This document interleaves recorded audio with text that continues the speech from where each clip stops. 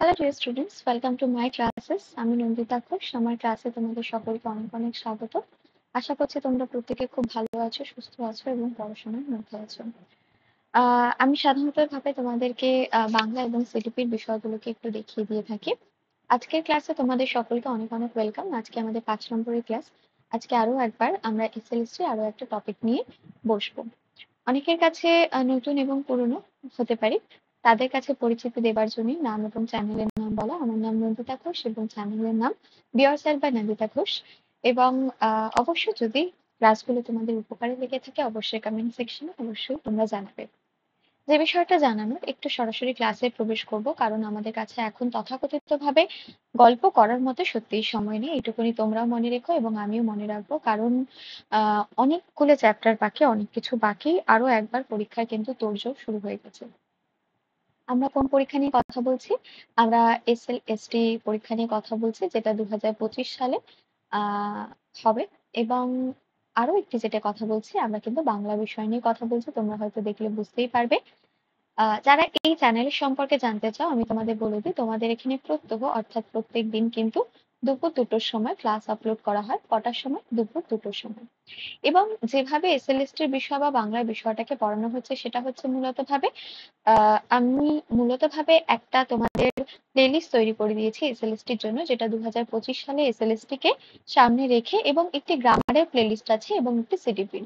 যারা upper primary পরীক্ষা দেবেন তারা সিডিপির প্লেলিস্টটাকে ফলো করবেন, যারা বাংলা এসএলএসটি পরীক্ষা দেবেন তারা বাংলা এসএলএসটি প্লেলিস্টটাকে ফলো করবেন।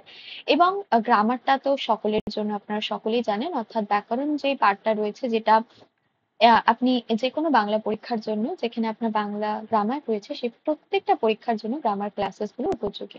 কেবলমাত্র চাকরির ক্ষেত্রে নয়, স্কুল, কলেজ, ইউনিভার্সিটি আপনি যেখানেই পড়বেন না কেন, এই গ্রামার গুলো শিখতে এবং বুঝতে আপনাকে সাহায্য করবে। অবশ্যই আমি আপনাকে খুব অধিক পরিমাণে কোনো বিষয় শেখাতে পারবো না। যেটা করতে পারবো সেটা হচ্ছে সাধারণের থেকে সাধারণ ভাষায় বিষয়গুলোকে আপনার সামনে উপস্থাপন করতে পারবো। সরাসরি ক্লাসে প্রবেশ করি। আজকে আমরা নবম শ্রেণীর 5 নম্বর ক্লাস করছি, যেখানে নব নব সৃষ্টি সৈয়দ মুস্তফা আলীর আমাদের একটা প্রবন্ধ গ্রন্থের উপরে কাজ করব আমরা। এক্ষেত্রে আমি আপনাদের বলে রাখি যে এই যে পাঠ্যটি রয়েছে আমরা এখানে পাঠ করব, বাট দ্য থিং ইজ, আমি ভেবেছিলাম প্রত্যেকটি পাঠ্যকে আপনাদের সাথে এভাবে আলোচনা করব, কিন্তু এখন যেহেতু আরো একবার পরীক্ষা তোড়জোড়ে, আমাদের কাছে স্পষ্ট হয়ে গেছে প্রত্যেকটি পরীক্ষায় কিন্তু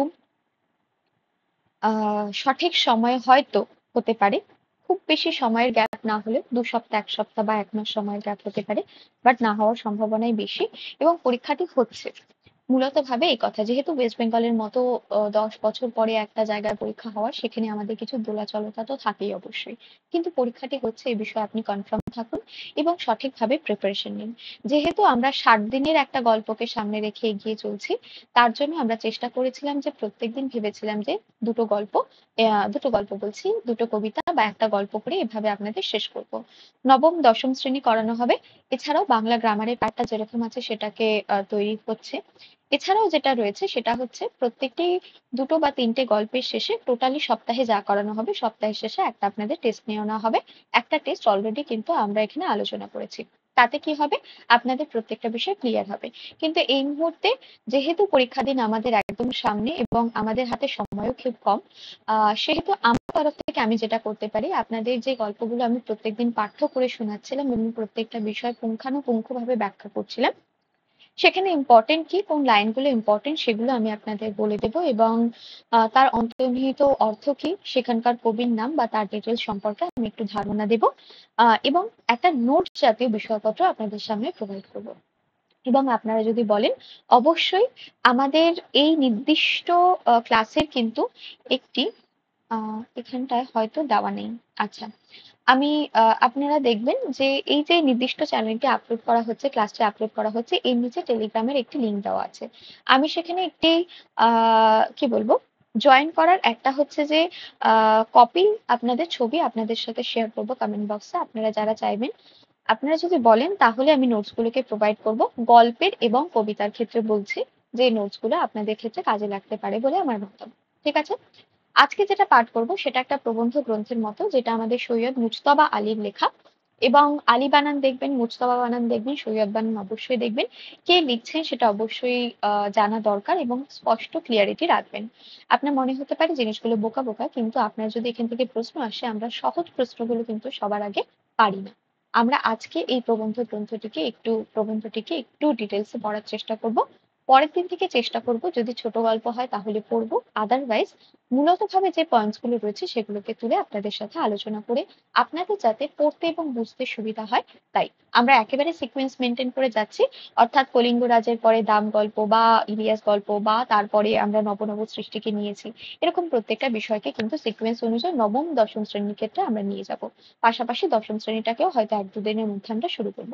অনেকটা কথা বললাম, তবে একটু আমি বলে দিই যে আমরা কি শুরু করতে চলেছি।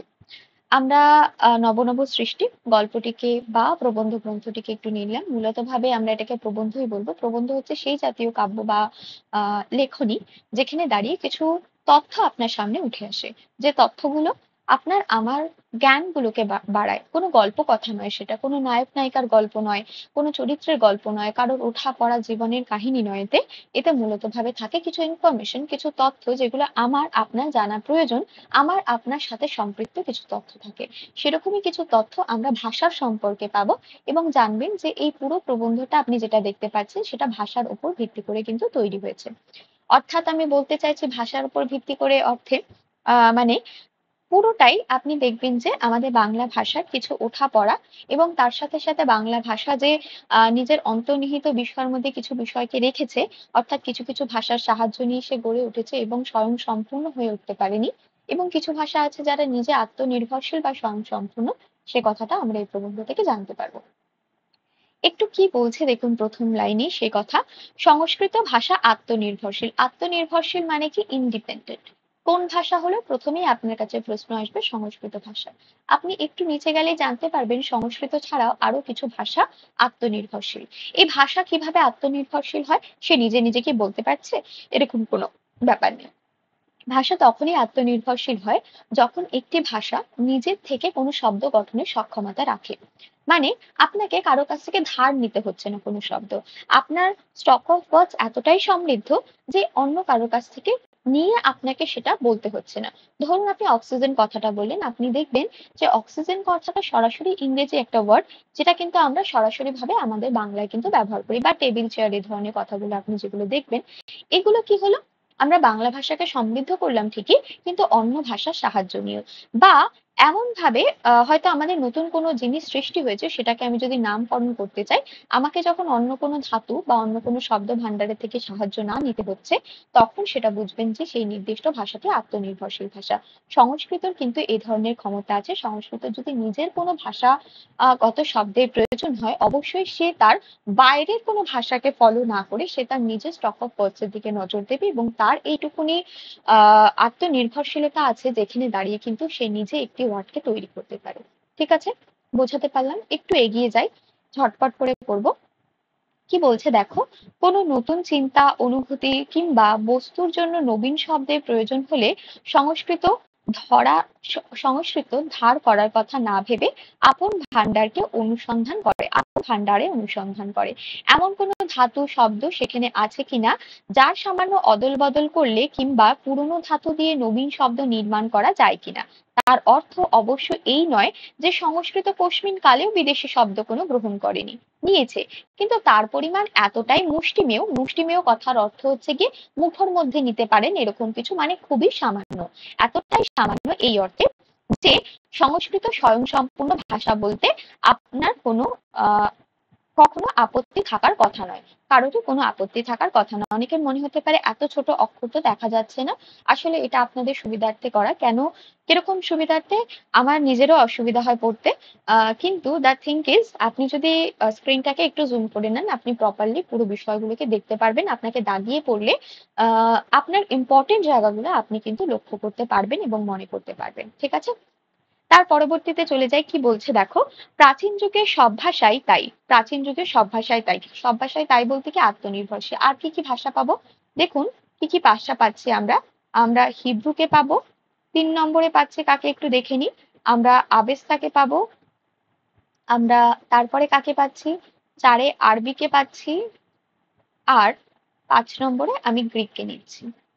এখনই আপনি দেখতে পারবেন এই সকল ভাষাগুলো আত্মনির্ভরশীল, যার নিজের স্টক অফ ওয়ার্ডস রয়েছে এবং তার শব্দভান্ডার সমৃদ্ধ। নিজেদের কোনো কিছু প্রয়োজন হলে তারা নিজেরা তৈরি করতে পারবেন। কোন কোন ভাষা পেলাম? সংস্কৃত, হিব্রু, গ্রিক, আবেস্তা, আরবি, এই সমস্ত ভাষাগুলোকে আমরা দেখতে পেলাম। মোটামুটি 5টা ভাষাকে আমরা দেখতে পেলাম যারা আত্মনির্ভরশীল। এছাড়াও আপনি যে ভাষাকে আত্মনির্ভরশীল নয় বলবেন এই মুহূর্তে দাঁড়িয়ে, সেই ভাষাগুলো কিন্তু আমাদের বাংলা এবং ইংরেজি। কারণ কি? কারণ তাদের যদি নিজেদেরকে সমৃদ্ধ করতে হয়, তাদের কিন্তু যেতে হয় কোথায় বলুন তো? অন্য কোনো স্টক অফ ওয়ার্ডস এর দিকে, মানে অন্য কোনো ভাষার দিকে তাদের কিন্তু নজর দিতে হয়, তারপরে সমৃদ্ধ হয় তারা। ঠিক আছে? একটু দেখে নি কোন কোন ভাষাগুলো স্বয়ংসম্পূর্ণ। গ্রিক রয়েছে, হিব্রু রয়েছে, আবেস্তা রয়েছে, পরবর্তী যুগে আরবিও কিন্তু আমাদের একটি আত্মনির্ভরশীল ভাষা। বর্তমান যুগের ইংরেজি, এখানে আমরা কথাটা পাবো, যেখানে দাঁড়িয়ে দেখবো আমাদের বর্তমান যুগে ইংরেজি এবং বাংলা কিন্তু আত্মনির্ভরশীল ভাষা নয়, ইম্পর্টেন্ট লাইন আসতে পারে। আমরা প্রয়োজন মতো এবং অপ্রয়োজনীয় ভিন্ন ভিন্ন ভাষা থেকে শব্দ নিয়েছি এবং নিচ্ছি। মোগল পাঠান যুগে, এই লাইনটা ইম্পর্টেন্ট, মোগলরা কিন্তু আমাদের দেশকে আক্রমণ করেছিল এবং তারপরেই মোগলদের সাথে কিন্তু আমাদের আর একটা সংমিশ্রণ ঘটে এবং তার সাপেক্ষে কিন্তু আমাদের ভাষায় কিন্তু আরবি এবং ফার্সি শব্দ যুক্ত হয়। কিন্তু আমাদের এখানে কখনোই আরবি এবং ফার্সির চল ছিল না। তারা আসে, তাদের সাথে আমাদের সংমিশ্রণ ঘটে, তারা এখানে বসবাস করে। তো আমরা সকলেই ইতিহাস সম্পর্কে অবগত। অনেকে যদি অবগত না থাকেন তাহলে অবশ্যই তারা জানবেন যে মোগলরা কখনোই কিন্তু ভারতবর্ষের বাসিন্দা ছিল না। তারা কিন্তু আসে, ভারতবর্ষকে আক্রমণ করে, আক্রমণ করে তাদের নিজেদের জায়গা তৈরি করার চেষ্টা করে, একটা শাসন ব্যবস্থা চালানোর চেষ্টা করে। আফটার দ্যাট তার সাথে অবশ্যই একটা সংমিশ্রণ হয় আমাদের। তারপরে সেই নির্দিষ্ট যে ভাষা নিয়ে তারা এসেছিল, তার সাথে এই নির্দিষ্ট ভাষার কিন্তু সংমিশ্রণে আমাদের ভাষার মধ্যে, অর্থাৎ বাংলা ভাষার মধ্যে কি হয়? আরবি এবং ফার্সি যুক্ত হয়। এছাড়া ভারতবর্ষের অন্যান্য সকল ভাষার মধ্যে কিন্তু আপনি এর প্রভাব দেখতে পারবেন। একটু দেখে নি কি বলছে। পাঠান এবং মোগল যুগে আইন, আদালত, খাজনা খারিজ নতুন রূপে দেখা দিল বলে আমরা আরবি এবং ফার্সি শব্দ প্রচুর গ্রহণ করলাম। পরবর্তী যুগে ইংরেজদের থেকে ইংরেজি শব্দের মারফতে অন্যান্য ভাষা থেকে নিয়েছি এবং নিচ্ছি। আমরা পরবর্তী যুগে কাদের শাসিত হলাম? ইংরেজদের। প্রথমে আমরা মোগলদের শাসিত হলাম, তারপর আমরা ইংরেজদের শাসিত হলাম। তারাও নিজেদের মতো করে আমাদের ভাষার মধ্যে কাজ করা শুরু করলো, আমরাও তাদের থেকে কিছু ভাষা নিলাম এবং শব্দ নিয়ে আমাদের বাংলা ভাষাকে সমৃদ্ধ করলাম এবং এখনো কন্টিনিউয়াস কিন্তু সেটা নেওয়া চলছে। কারণ সাপেক্ষে আমরা দেখবেন কি দেখছি। কারণ কি বলছে দেখো, বিদেশি শব্দ নেওয়া ভালো বা মন্দ সে প্রশ্ন অবান্তর। আমরা ভাবতেই পারি তাহলে কি এটা উচিত হচ্ছে? এই উচিত অনুচিত গল্প কথা অনেকটা দূরে। কারণ কি বলুন তো? প্রয়োজনের দাবি সবার আগে। কেন প্রয়োজন সেটা একটু আমরা দেখে নেব। নিয়েছি এবং এখনো সজ্ঞানে নিচ্ছি, আপন খুশিতে নিচ্ছি। শিক্ষার মাধ্যম রূপে ইংরেজিকে বর্জন করা, বাংলা নেওয়ার পর যে আরো প্রচুর ইউরোপীয় শব্দ আমাদের ভাষাতে ঢুকবে সে সম্বন্ধে কারো সন্দেহ নেই। আলু কপি আজ রান্নাঘর থেকে তাড়ানো মুশকিল। বিদেশি ঔষধ প্রায় সকলেই খান। ভবিষ্যতে আরো নতুন নতুন ঔষধ খাবেন বলেই মনে হয়। এই দুই বিদেশি বস্তুর ন্যায় আমাদের ভাষায় বিদেশি শব্দ থেকে যাবে, নতুন আমদানি বন্ধ হবে না। পৃথিবীর কোনো জিনিসই সম্পূর্ণ অসম্ভব নয়, অন্তত চেষ্টা করাটা অসম্ভব নাও হতে পারে। হিন্দির উপস্থিত হিন্দিরা হিন্দি উপস্থিত সেই চেষ্টা করেছেন, বহু সাহিত্যিক উঠো পড়ে লেগেছেন হিন্দি থেকে আরবি এবং ফার্সিকে এবং ইংরেজিকে তাড়িয়ে দেবার জন্য। হিন্দি থেকে কোন কোন ভাষাকে তাড়িয়ে দেওয়ার চেষ্টা করা হয়েছিল? যে চেষ্টাটা করা হয়েছিল সেটা হিন্দি ভাষার তরফ থেকে হয়। কি কি চেষ্টা হয়েছিল? আরবি, ফার্সি এবং ইংরেজি শব্দকে তাড়িয়ে দেওয়ার বিষয়টা। চেষ্টা করার ফল হয়তো আমরা দেখে যেতে পারবো না, আমার তরুণ পাঠকেরা নিশ্চয়ই দেখে যাবেন। ফল যদি ভালো হয় তখন তারা তারার উপর চন্দ্রবিন্দু ব্যবহার করেছে, কারণ নির্দিষ্টভাবে কোনো সম্মানীয় ব্যক্তিকে আমরা অ্যাড্রেস করলে তখন তার মাথায় আমরা চন্দ্রবিন্দু দিই। ঠিক আছে? চেষ্টা করে দেখবেন। বলা বাহুল্য, দেখবেন কথাগুলো কিন্তু ব্র্যাকেটে আছে। রবীন্দ্রনাথ স্বচ্ছন্দে লিখছেন, আব্রু দিয়ে, ইজ্জত দিয়ে, ইমান দিয়ে, বুকের রক্ত দিয়ে। রবীন্দ্রনাথ কি কথা ব্যবহার করেছেন? স্বচ্ছন্দে কি লিখছেন? আব্রু দিয়ে, ইজ্জত দিয়ে, ইমান দিয়ে, বুকের রক্ত দিয়ে। এর মধ্যে আমাদের কি দেখা যাচ্ছে? যে আমরা নির্দিষ্টভাবে কিভাবে আরবি এবং ফার্সি শব্দের ব্যবহার করছি, সেটা আমাদের বিভিন্ন কবিদের কথায় কিভাবে উঠে এসছে বা তারা কিভাবে ব্যবহার করেছেন, কেন এর চল আরো বেশি হয়েছে, এই বিষয়টা দেখানোর চেষ্টা করছি। কিন্তু আমাদের বাঙালিদের তরফ থেকে তেমন ভাবে কখনো আরবি এবং ফার্সিকে তাড়িয়ে দেওয়ার চেষ্টা কিন্তু করা হয়নি, যেটা হিন্দিদের কাছ থেকে হয়েছিল। এবং ইংরেজির ক্ষেত্রেও সেম একই বিষয় খাটে। কি বলছে দেখো, নজরুল ইসলাম ইনকিলাব কথাটা ইনক্লাব নয়, এটা আসতে পারে। কথাটা কি, নজরুল কোন কোন দুটি শব্দ এনেছিলেন? ইনকিলাব শব্দটি এনেছিলেন এবং শহীদ শব্দটি এনেছিলেন। ঠিক আছে, এই দুটো শব্দ এই মুহূর্তে এই পাঠ্যানুসারে কে এনেছিলেন? নজরুল এনেছিলেন। আমরা নজরুলের কথা সকলেই জানি, নজরুল ইসলাম এনেছিলেন। শব্দ দুটি বাংলায় ঢুকিয়ে দিয়ে গেছেন। বিদ্যাসাগর সাধু রচনায় বিদেশি শব্দ ব্যবহার করতেন না। বেনামি লেখা অসাধু রচনায় চুটিয়ে আরবি ফার্সি ব্যবহার করতেন। অতিশয় নিষ্ঠাবান ব্রাহ্মণ পণ্ডিত হরপ্রসাদ আরবি ফার্সি শব্দের বিরুদ্ধে জিহাদ ঘোষণা করাকে আহাম্মকি বলে মনে করছেন। আরবি ফার্সি শব্দের বিরুদ্ধে জিহাদ ঘোষণা করাকে কে আহাম্মকি বলে মনে করছেন? আমাদের হরপ্রসাদ কিন্তু মনে করছেন, কি মনে করছেন? আরবি ফার্সির বিরুদ্ধে কিন্তু কি বলবো, জিহাদ ঘোষণা করাকে আমাদের কি বলছেন? আহাম্মকি বলছেন। জিহাদ শব্দটার অর্থ কিন্তু জেনে রাখা উচিত। ঠিক আছে, আলাল এবং হুতামের ভাষার উদ্দেশ্য অন্য হিসাবে নির্মিত হয়েছিল। সাধারণ বাংলা এ স্রোতে গা ঢেলে দেবে না বলে তার উল্লেখ এ স্থলে নিষ্প্রয়োজন। এবং হিন্দির বঙ্কিম পর্যন্ত প্রেমচন্দ্র হিন্দিতে বিস্তর আরবি ফার্সি ব্যবহার করেছেন। কতগুলো আমরা কবি সাহিত্যিকের নাম পেলাম দেখবে। রবীন্দ্রনাথ ঠাকুর আব্রু দিয়ে, ইজ্জত দিয়ে, ইমান দিয়ে, বুকে রক্ত দিয়ে কথাটি ব্যবহার করেছেন। কাজী নজরুল ইসলাম কি করছেন? কাজী নজরুল ইসলাম দুটো শব্দের ব্যবহার করে গিয়েছেন যেটা আমাদের বাংলা শব্দে প্রবেশ করেছে, সেটা হচ্ছে ইনকিলাব এবং হচ্ছে শহীদ শব্দটি। তারপরে যেটা রাখবেন সেটা হচ্ছে হরপ্রসাদ শাস্ত্রী এই আরবি এবং ফার্সি শব্দকে জিহাদ ঘোষণা করা বা এই শব্দের বিরুদ্ধে জিহাদ ঘোষণা করাকে কি বলছেন? আহাম্মকি বলে মনে করছেন। অবশ্যই তুলে আসতে পারে।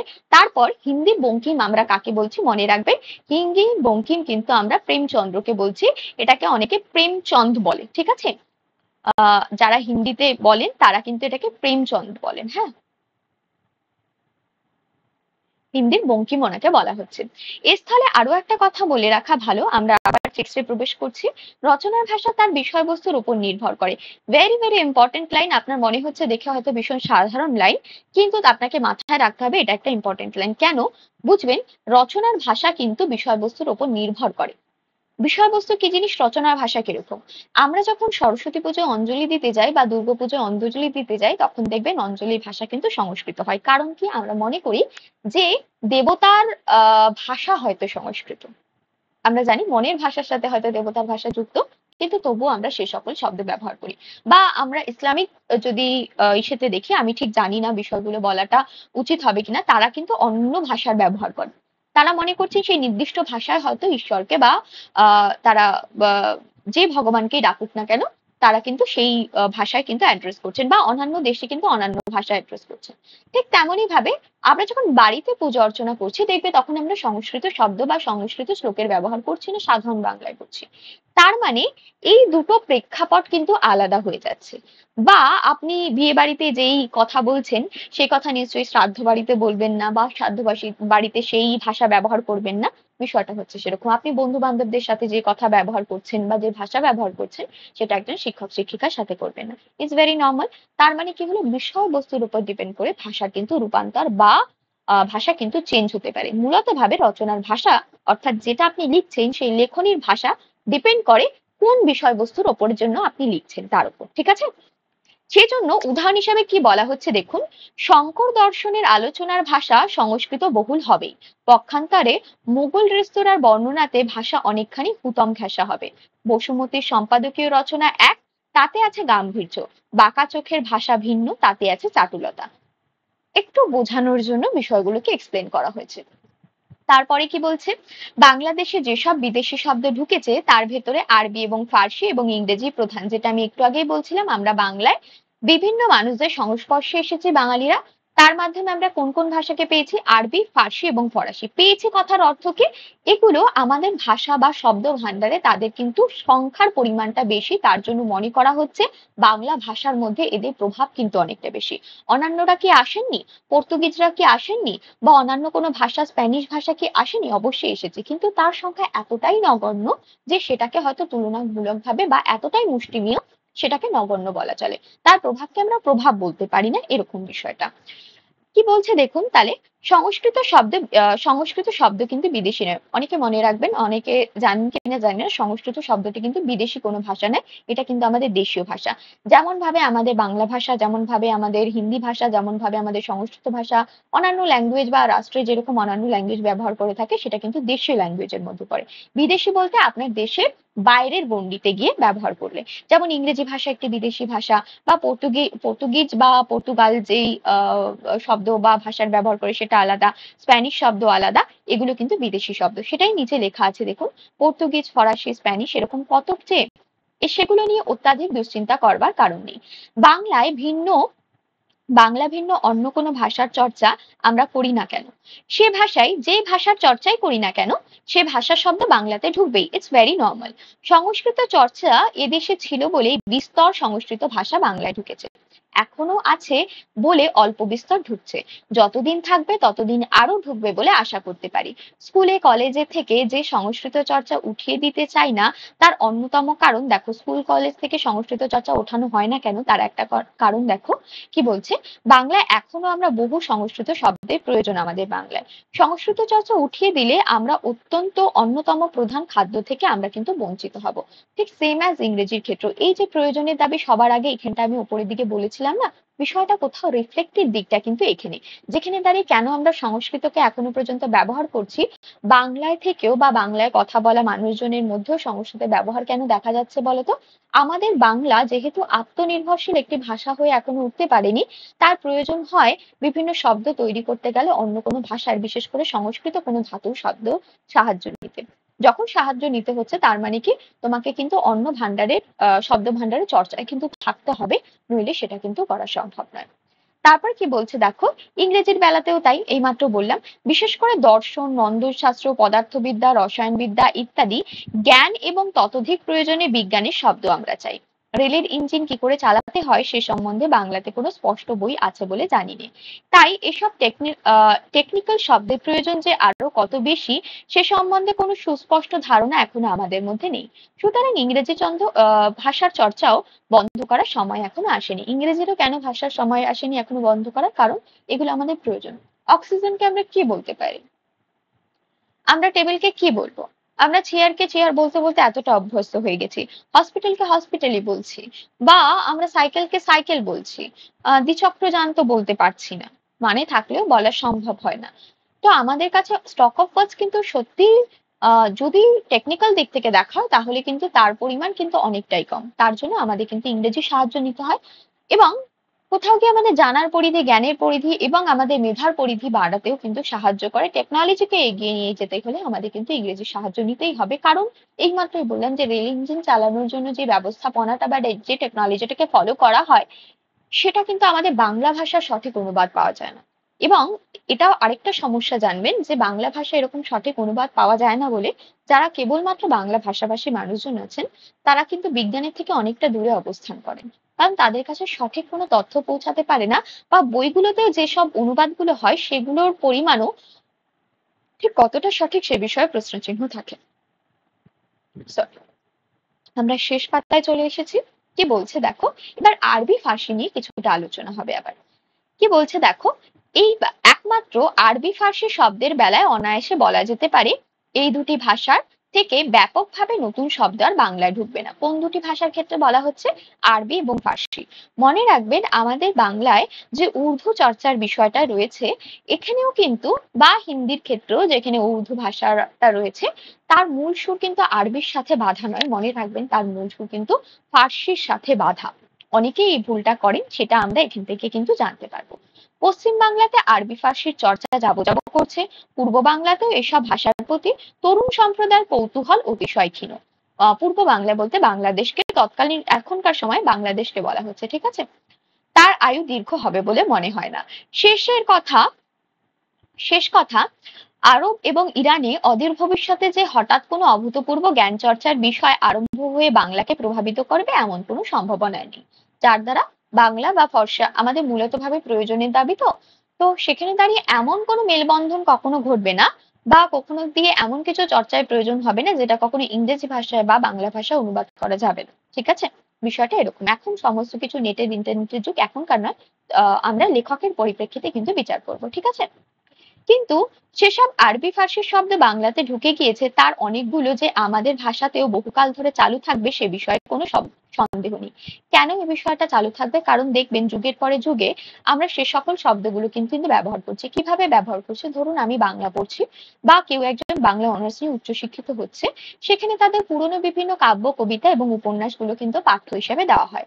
আপনি যদি এই হুতম প্যাঁচার নকশা যদি পড়েন কখনো দেখতে পারবেন সেখানে কেমন ধরনের বাংলাটি দেওয়া রয়েছে।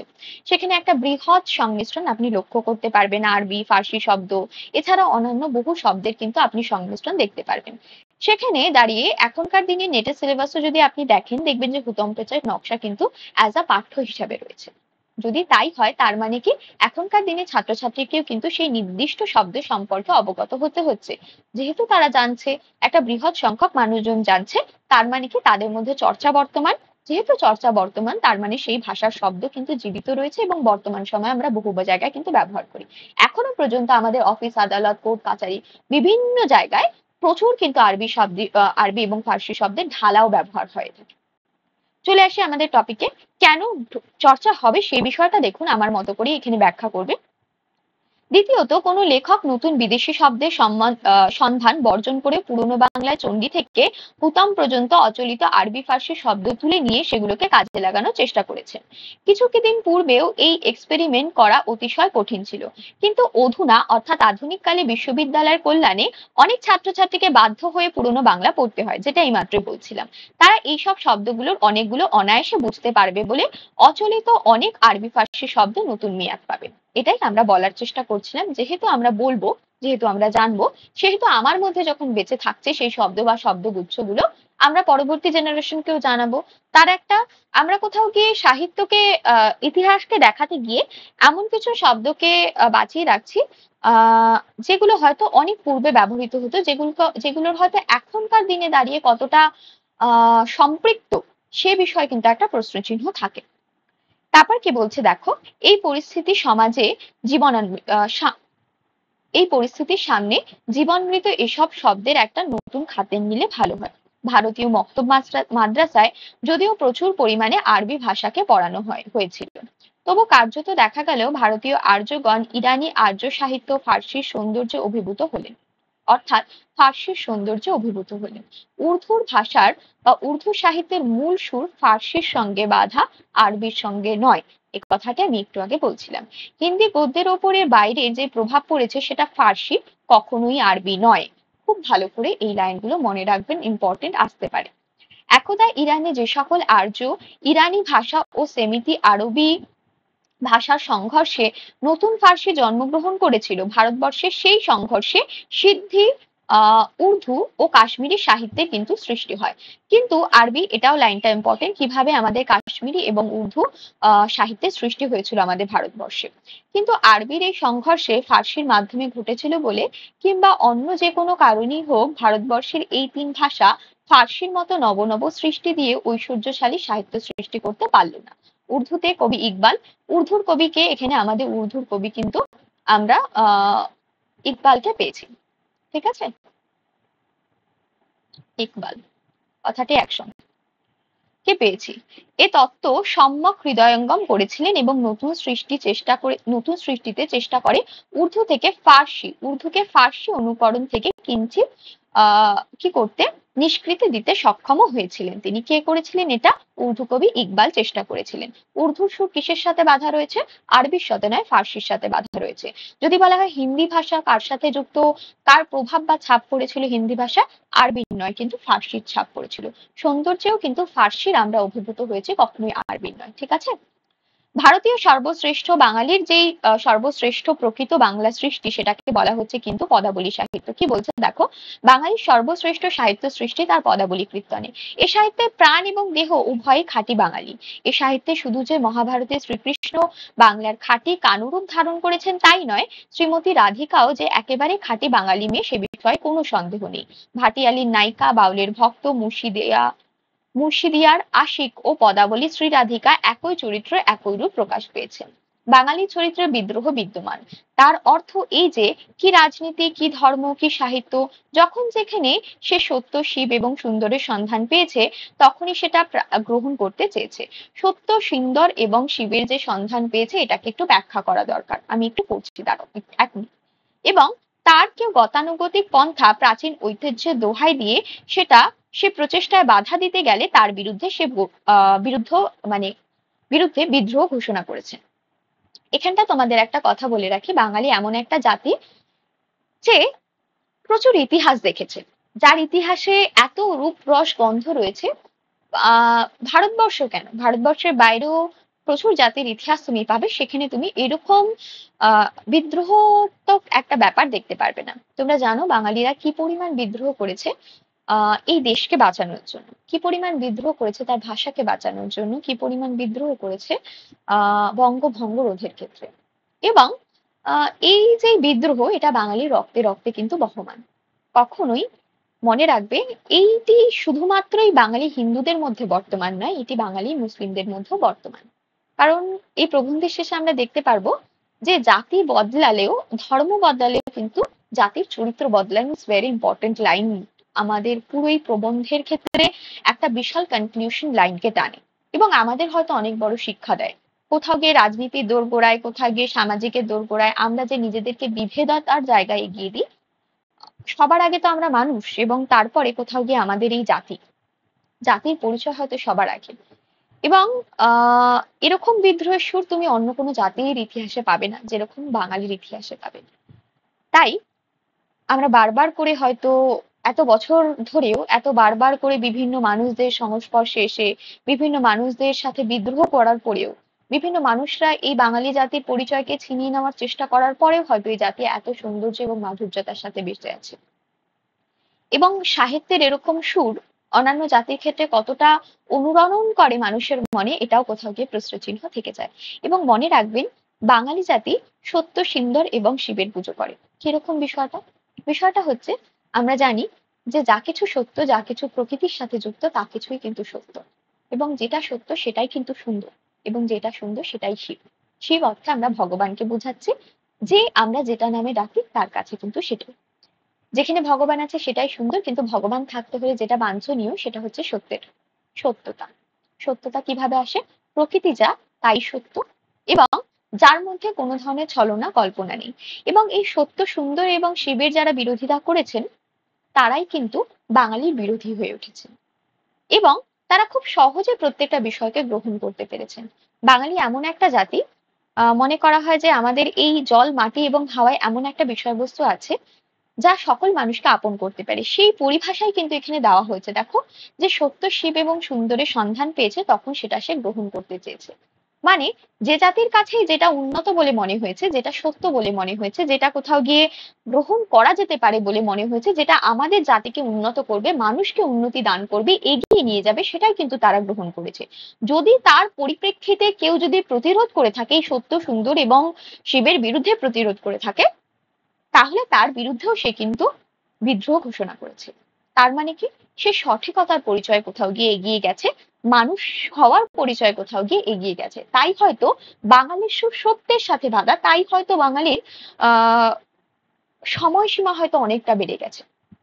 প্রচুর জাতি বাঙালির সাথে বেড়ে উঠেছিল, প্রচুর জাতি ভাষাকে আমরা হারিয়ে যেতে দেখেছি। বাংলা কিন্তু নিজের মতো করে বিশ্বের অন্যতম সুন্দর ভাষা হয়ে এখনো বেঁচে আছে এবং হয়তো আরো বহু বছর বেঁচে থাকবেন তার নিজস্ব ঐতিহ্য এবং সৌন্দর্য, মাধুর্যকে নিয়ে।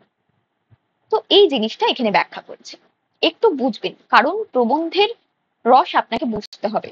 যদি কোনো কারণে কোনো লাইন ধরে এই মূল ভাবকে প্রকাশ করতে দেওয়া হয়, অবশ্যই সেটা এমসিকিউ বেসড, আপনি বুঝতেই পারছেন, দেওয়ার সম্ভাবনা খুবই কম। কিন্তু যদি দেয়, সেই সঠিক দৃষ্টিভঙ্গি এবং সঠিক পরিভাষা যেন আপনার কাছে থাকে। একটা লাইন পড়ছেন আপনি, তার যদি অর্থ না জানেন, তাহলে কিন্তু পরীক্ষার খাতায় আপনার কিন্তু সমস্যা হতে পারে। কিছু শব্দের অর্থ কবিতা পড়ছেন যখন না জানেন, তাহলে সমস্যা হতে পারে। প্রত্যেকটা টেক্সট আপনারা প্রত্যেকে কিন্তু খুঁটিয়ে খুঁটিয়ে পড়ুন, এটা আমার সকলের জন্য রিকোয়েস্ট থাকবে। আরেকটা যেটা বিষয় আপনাদের বলার, সেটা হচ্ছে একটু শেষ করে নি কি বলছিল তারপরে। এবং তার চেয়েও বড় কথা, যখন সে বিদ্রোহের উচ্ছৃঙ্খলতায় পরিণত হতে চেয়েছে, তখনও তার বিরুদ্ধে আবার সে বিদ্রোহ করেছে। তার মানে কি হলো? কখনো সে অসতের বিরুদ্ধে কিন্তু দাঁড়িয়ে থাকেনি। কেউ উচ্ছৃঙ্খল হতে চাইলে তাকে বাধা দিয়েছে, কেউ যদি সত্য শিব নিয়ে তার সামনে দাঁড়িয়েছে তাকে গ্রহণ করেছে, কেউ যদি এই সত্য শিবের বিরুদ্ধে গিয়ে দাঁড়িয়েছে তার বিদ্রোহে তার সঙ্গেও কিন্তু তারা বিদ্রোহ করেছে, তারা সঠিকতার সঙ্গ দিয়েছে। এটাই মূলত বলার বিষয়। যেটাকে গ্রহণ করা প্রয়োজন সেটাকে গ্রহণ করেছে, যেটাকে বর্জন করা প্রয়োজন সেটাকে বর্জন করতে জানে বাঙালি জাতি। তারপর কি বলছে দেখো, এই বিদ্রোহ কেবলমাত্র বাঙালি হিন্দুর মধ্যে সীমাবদ্ধ নয়, বাঙালি মুসলমান এই কর্মে পরম তৎপর। ধর্ম বদলালেই জাতির চরিত্র বদলায় না। It's very very important. এবং আমাদের জন্য, আমাদের জাতির জন্য এই মুহূর্তে দাঁড়িয়ে সাম্প্রদায়িক দৃষ্টিভঙ্গি নিয়ে যখন কোনো একজন জাতিকে বিচার করা হয়, কোনো একটা দৃষ্টিভঙ্গি নিয়ে বিচার করা হয় মানুষজনকে, সেখানে দাঁড়িয়ে এই কথাগুলো ভীষণ ভীষণ ইম্পর্টেন্ট। তো আজকের গল্প এবং প্রবন্ধ তথা আমাদের কিন্তু এই অবধি ছিল। কি কি বিষয় আমি একটু মনে করিয়ে দিই, আমরা কি কি দেখলাম বা দেখার চেষ্টা করলাম। মনে রাখবেন এখানে তর্জমার বিষয় কিন্তু কেউ নেই, এটি সংক্ষেপিত এবং সম্পাদিত একটি বিষয় এবং এটির মূল উৎস হচ্ছে মান্দর পুনর্জন্ম মূল গ্রন্থ চতুরঙ্গ থেকে নেওয়া হচ্ছে। ঠিক আছে, একটু আমরা দেখব। ঠিক আছে, কি কি দেখলাম আমরা। সৈয়দ মুস্তাফা আলী কিন্তু আমাদের এই গল্প গ্রন্থের লেখক বা প্রবন্ধ গ্রন্থের লেখক মূলত ভাবে নবনব সৃষ্টি। এবং এই সৃষ্টি নবনব সৃষ্টি বলতে আমাদের বাংলা ভাষার যে সৃষ্টি বা বাংলা ভাষার শব্দের যে পরিভাষিক সৃষ্টি সেটাকে দেখানো হয়েছে। দ্বিতীয় বিষয় কি মনে রাখবেন, কোন কোন ভাষাগুলো আত্মনির্ভরশীল, অর্থাৎ সংস্কৃত ভাষা, হিব্রু ভাষা, আরবি ভাষা, আমাদের আবেস্তা ভাষা, গ্রিক ভাষা, এগুলো আত্মনির্ভরশীল ভাষা। এবং যেগুলো আত্মনির্ভরশীল নয় মূলত ভাবে আমরা বাংলা এবং ইংরেজিকে পেয়েছি। আরবি ফার্সি নিয়ে বাঙালি ভাষার এখন তেমন ভাবে চিন্তা করার বিষয় নেই, কারণ আরবি ফার্সির চল এখন পূর্ব বাংলা এবং পশ্চিম বাংলা থেকে উঠে যাচ্ছে বলেই মতামত দিচ্ছেন আমাদের লেখক বা প্রাবন্ধিক। তৃতীয়ত যে বিষয়টা মনে রাখতে হবে সেটা হচ্ছে সংস্কৃত এবং ইংরেজির চল এখনো পর্যন্ত বাংলাতে রয়েছে, তার কারণ ইংরেজির ক্ষেত্রে কোনো টেকনোলজিক্যাল দিক বা বিজ্ঞান সম্পন্ন দিকের জন্য আমাদের তাদের থেকে শব্দ নিতে হবে এবং পরবর্তী সময়ে নিতে হবে, কারণ আমাদের নিজেদেরকে উন্নত করতে হবে। সাথে সাথে যদি সংস্কৃতের কথা বলা হয় সেখানে বলা হচ্ছে যে সংস্কৃতকে গ্রহণ করতে হবে বা রাখতে হবে, তার কারণ বিভিন্ন জায়গায় সংস্কৃত কিন্তু বিশ্ববিদ্যালয়ে পাঠ করানো হচ্ছে এবং তার সাথে সাথে যেটা দেখা যাচ্ছে যে এই যে সংস্কৃত পাঠ্য বিষয়বস্তু রয়েছে এগুলোকে কি করা হচ্ছে বলতো, আমরা যখন নতুন শব্দ তৈরি করছি সেখানে আমাদের তার সাহায্য নিতে হচ্ছে, ধাতুর ক্ষেত্রে সাহায্য নিতে হচ্ছে। শব্দ ভান্ডার সংস্কৃত যেহেতু নিজে আত্মনির্ভরশীল ভাষা, তো সেখানে দাঁড়িয়ে আমরা দেখতে পাচ্ছি যে সংস্কৃত শব্দ নিয়েও কিন্তু ধাতু নিয়ে কিন্তু অনেক বাংলা শব্দকে তৈরি করতে হচ্ছে। সেখানে সাহায্যের প্রয়োজনে আমরা কিন্তু সংস্কৃতকে এখনো চর্চার মধ্যে রেখেছি। আরো যে বিষয়গুলো আপনাকে মনে রাখতে হবে সেটা হচ্ছে যে হিন্দির বঙ্কিম আমরা প্রেমচন্দ্রকে বলছি। নজরুল দুটো শব্দ আমাদের বাংলা ভাষায় প্রবেশ করিয়ে দিয়ে গেছেন, একটি ইনকিলাব শব্দটি ইনক্লাব নয়, শহীদ শব্দটি, এই দুটি শব্দ। রবীন্দ্রনাথ স্বচ্ছন্দে যে কথাটি ব্যবহার করছেন সেটা হচ্ছে আবরু দিয়ে, ইজ্জত দিয়ে, ইমান দিয়ে, বুকে রক্ত দিয়ে। তারপরে আপনি যেটা মনে রাখবেন, হরপ্রসাদ কিন্তু মনে করছেন আরবি এবং ফার্সি শব্দকে যদি জিহাদ ঘোষণা করা হয় তার বিরুদ্ধে তাহলে সেটাকে আহাম্মুকি বলে মনে করছেন। এই কিছু বিষয় আপনি এখান থেকে মনে রাখবেন। সংস্কৃত এবং ইংরেজির বিষয়টা বললাম এবং শেষের দিকে আপনি যেটা মনে রাখতে পারেন যে উর্দু কবি ইকবালের কথা আমরা এখানে উল্লেখ পেয়েছি। শেষের দিকে মনে রাখবেন ধর্ম বদলালে কিন্তু জাতির চরিত্র বদলায়। এইটুকুনি আজকে। আশা করছি আপনাদের জন্য বিষয়গুলো হেল্পফুল হবে। সকলকে অনেক ধন্যবাদ আজকে ক্লাসটি দেখার জন্য। আরো একটা যে কথাগুলো বলে রাখবো সেটা হচ্ছে আপনি প্রত্যেকদিন দুপুর 2টোর সময় আপনি রেকর্ডেড ভার্সনে বাংলা ক্লাস কিন্তু আমার এই চ্যানেলে দেখতে পারবেন। আমার চ্যানেলের নাম be yourself by Nandita Ghosh. আমার নাম নন্দিতা ঘোষ। আমি আপনাদের সাধারণতভাবে বাংলা এবং সিডিপি বিষয়টি পড়িয়ে থাকি। আরো একটা বিষয় যেটা বলার সেটা হচ্ছে যে 4 দিন আমরা বাংলাকে দেখবো, 2 দিন সিডিপি কে দেখবো। বাংলা হচ্ছে WBSLST এবং গ্রামার ক্লাসেস গুলো অল ওভার ওয়েস্ট বেঙ্গলে যত পরীক্ষা হয় সেই সমস্ত পরীক্ষার উপযোগী গ্রামার কিন্তু আপনাদের করানো হচ্ছে। কোথায় কোথায় লাগতে পারে, আপনি যদি পিএসসি পরীক্ষা দিতে যান, মিসেলেনিয়াস পরীক্ষা দিতে যান, WB পঞ্চায়েতের পরীক্ষা দিতে যান, আপনি যদি এসএলএসটি পরীক্ষা দেন, WB আপার প্রাইমারি পরীক্ষা দেন, এই সমস্ত কিছুর জন্য বাংলা গ্রামার কিন্তু ভেরি ভেরি ইম্পর্টেন্ট। সিডিপি কিসের জন্য লাগতে পারে, আপনি যদি সিটেট দেন, আপনি যদি স্টেট দেন, WB টেট দেন, আপার প্রাইমারি দেন, তার সাথে সাথে আপনি যে কোনো অল ওভার ইন্ডিয়াতে যদি এক্সাম দিতে যান সেখানে কিন্তু সিডিপি ম্যান্ডেটরি। এবং স্টেট জাতীয় বিষয় টিচিং অ্যাপটিটিউড নামে একটা বিষয় থাকে, সেটা কিন্তু আমাদের মূলত ভাবে সিডিপির সাথে যোগসূত্র রেখে কিন্তু একটু উঁচু সেকশনে ব্যবহৃত হওয়া একটা পেডাগজি সেকশন। তো এই অবধি আশা করছি ক্লিয়ার আপনাদের, এবং পরের দিন থেকে চেষ্টা করা হবে প্রবন্ধ এবং গ্রন্থগুলোকে প্রপারলি আলোচনা না করে তার মূল মূল পয়েন্ট এবং বিষয়গুলোকে আপনাদের সাথে আলোচনা করার। মনে রাখবেন ৫টা করে আমরা বিভিন্ন বিষয়পত্র শেষ করব এবং তার সাথে সাথে একটি এক্সাম সেট আপনাদেরকে প্রোভাইড করব। সকলকে অনেক ধন্যবাদ এবং আপনারা যদি নোটবুক আমাদের কি বলে ওটাকে? ভুলে গেলাম। টেলিগ্রাম চ্যানেলে যদি যুক্ত হতে চান তাহলে কিন্তু অবশ্যই নিচে দেওয়া লিংকে কিন্তু অবশ্যই যুক্ত হতে পারেন। সেখানে আপনারা চাইলে আমরা নোট প্রোভাইড করতে পারি। এছাড়া যেটা প্রোভাইড করতে পারি সেটা হচ্ছে এসএলএসটির জন্য এই মুহূর্তে বাংলার একটি নির্দিষ্ট গ্রুপ রয়েছে এবং সেখানে আমরা কিছু কোয়েশ্চেন প্রোভাইড করব যেটা আপনাদের এগিয়ে যেতে অনেক সাহায্য করবে। অবশ্যই আপনারা বাড়িতে পড়তে থাকুন, পড়াশোনার মধ্যে থাকুন। এই ক্লাসগুলো তাদের জন্য যারা হয়তো সঠিকভাবে কোনো নির্দিষ্ট গাইডেন্স নিয়ে এগিয়ে যায়নি, ইউটিউবের ওপর ভরসা করে হয়তো তাদের পড়াশোনাগুলোকে এগিয়ে নিয়ে যাচ্ছে। তো আশা করছি এই ক্লাসগুলো আপনাদের সকলকে হেল্প করবে এবং সাহায্য করবে। যদি সাহায্যে লেগে থাকে, উপকারে লেগে থাকে, অবশ্যই সকলকে বলবো চ্যানেলটিকে সাবস্ক্রাইব করতে, লাইক করতে এবং শেয়ার করতে। অবশ্যই কমেন্ট সেকশনে জানাবেন আপনাদের কি কি বিষয় প্রয়োজন এবং কিভাবে আমি আপনাদের আরো সাহায্য করতে পারি। এটুকুনি আজকে। সকলকে ধন্যবাদ আজকে ক্লাসটি দেখার জন্য। And be yourself Banita Ghosh. একেবারে ভালো থাকুন, সুস্থ থাকুন, পড়াশোনার মধ্যে থাকুন এবং দেখা হচ্ছে নেক্সট ক্লাসে।